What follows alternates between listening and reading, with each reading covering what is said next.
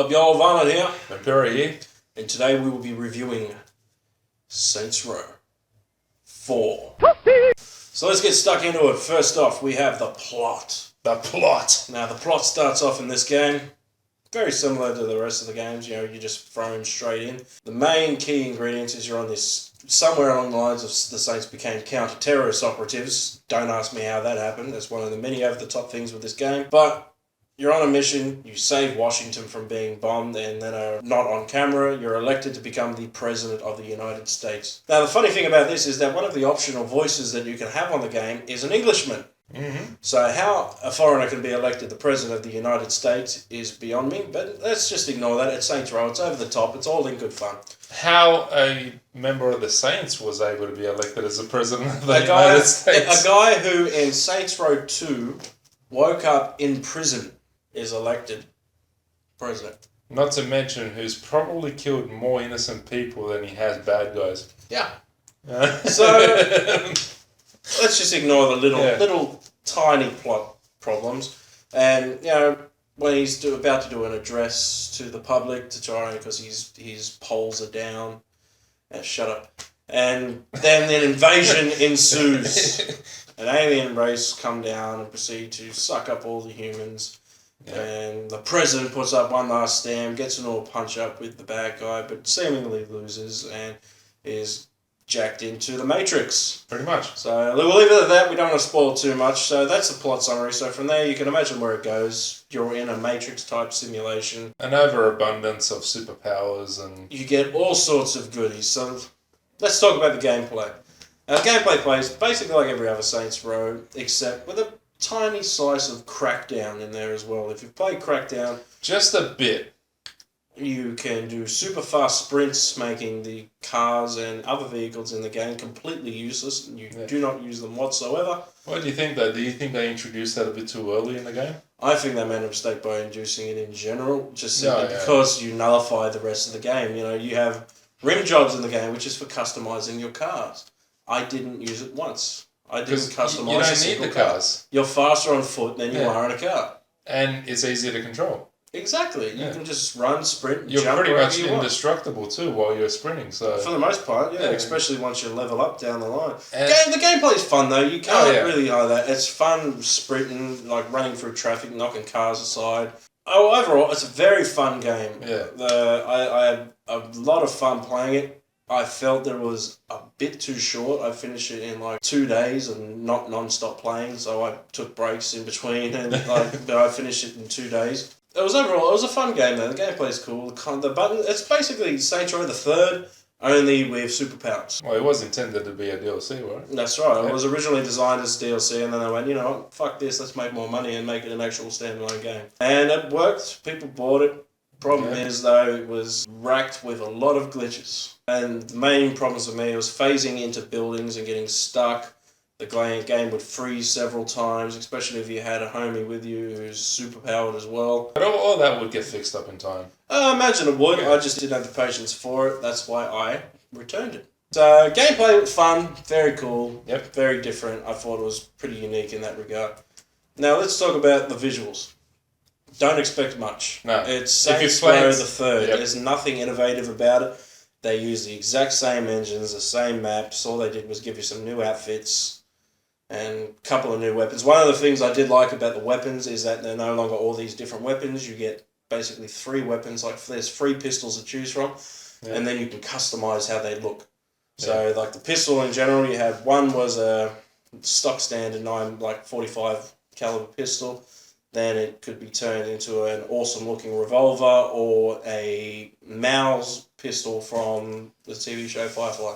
I personally didn't even have any much need for the guns. I mean, I did use them for certain enemies, but to be honest with you, once you get your powers, you got your super speed, your super strength. You pretty much just want to punch holes through chests. So visually, the game isn't much. They did modify the map a little bit to add these giant monoliths for the aliens and stuff like that, towers, which was very fun, jumping to the top of the towers. And that was very cool. They had a lot of little things. That was Crackdown-ish. That was very Crackdown. Scaling buildings and shit. Yeah, it's Crackdown all over. But visually, don't expect much. It's the same game. Characters. Characters, I found disappointing. I found that the characters, a lot of them, I did like seeing the old Shandi come back. Yeah. Which was a nice little dig in that how much the current Shandi hated herself or what she used to be. They did sort of fix that error, like how did she go from the happy-go-lucky girl to this just bitch. Yeah. Keith David's inclusion in the game I thought was brilliant, just simply because he's the voice of Julius, and they made no attempts at hiding that, with them commonly joking that he sounds just like Julius did. Terry Crews, I love Terry Crews as an actor. Yeah. I think he's awesome in everything he is. I don't think he was a very good Benjamin King. No one can live up to Michael Clarke Duncan. They should not have included the character because no one could play him as good as Michael Clarke Duncan did. They were completely different characters, and I think they sort of ruined it. One of my favourite cameos was Roddy Piper. Thrown in there for shits and giggles. I thought that was hilariously fun. I thought that was really cool. And the big epic return of Johnny Gat. I was happy to see Johnny back, but you don't see much of him.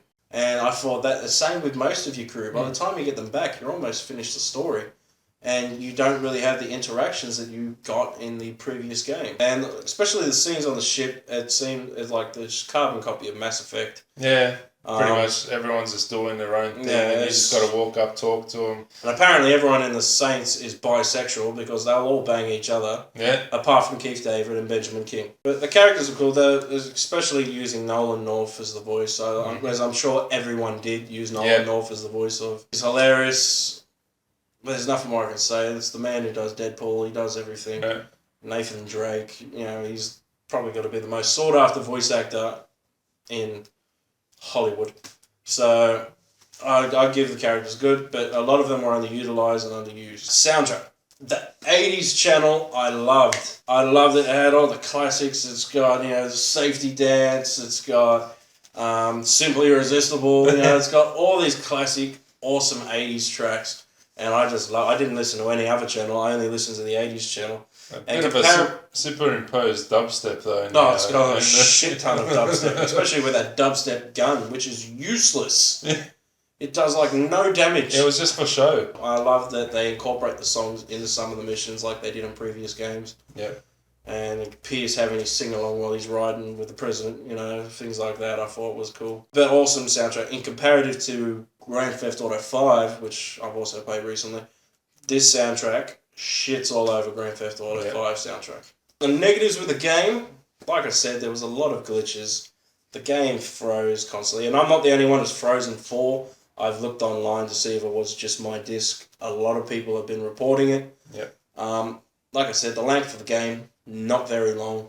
I found all the collectibles pretty much within playing the story mode and found them all, so there's not a lot of replay value in that regard. Achievements were fairly easy to obtain, but it was too short. That's probably the biggest downside of this game, is I felt it was too short. And I'm not going to wait with a glitched game for DLC to come out on a game that is DLC itself. I think it should have been a standalone game, ignore the Saints altogether. Final thoughts. It's a fun little game to play. Yeah. It's really cool, but a lot of the elements are sort of nullified. Some of the jokes are very funny. They always have, the Saints are always good for a laugh, Yeah. Like the Benjamin King love scene where they make him look like they're getting all intimate and then he just pulls up his book and he signed my book. That I thought was a little funny. I had a laugh at that. But other than that, not a lot of replay value. Overall score, I don't know. I haven't actually completed the game myself just yet, but I have played enough of it to know if it's really good. For me, I would give it about a 6.5. 6. So I'm not going the Bret Hart treatment because I still think it was better than that. I'm going to give it an average 6.5 out of 10. 6.5. So there you have it, 6.5 out of 10. Game's still worth getting, but maybe wait until the price drops a bit. As the first time, we're given a 0.5 as well. Yeah, that's it. So that's our review for Saints Row. If you disagree, let us know down in the comments. Don't just dislike the video. Let us know why. Yeah. And if you like it and you agree with us, don't forget to go and like it, comment as well. Even subscribe for more reviews. Give us a video response even. Yeah, video response. Subscribe for more reviews. Yeah. Don't forget to follow us on Twitter at Dead Night Films. And until next time, All right. we're out.